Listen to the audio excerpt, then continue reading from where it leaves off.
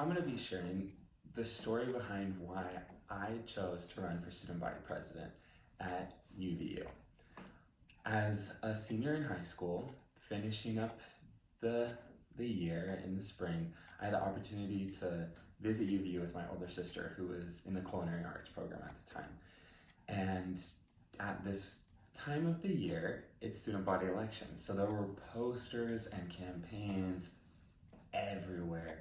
And I was so intrigued. I was so fascinated about what I saw was going on, and I was literally just looking in every direction.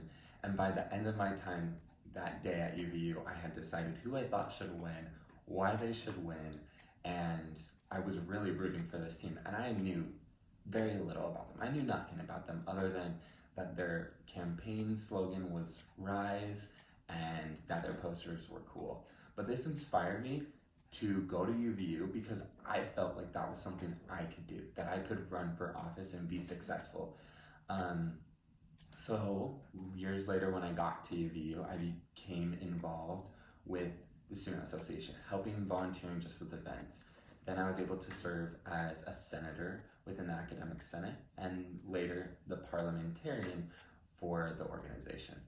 These were great experiences that helped me develop as a leader and better understand the Student Association. I was also lucky to have opportunities on campus and off campus that took me away from the Student Association. I was able to intern for the university president.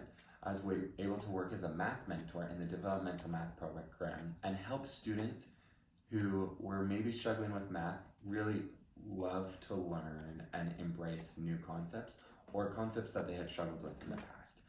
And finally, I was a resident advisor at Wolverine Crossing, which is one of the biggest student housing complexes for UVU students. All these experiences helped me realize I was very passionate about students being successful and having a great experience at UVU.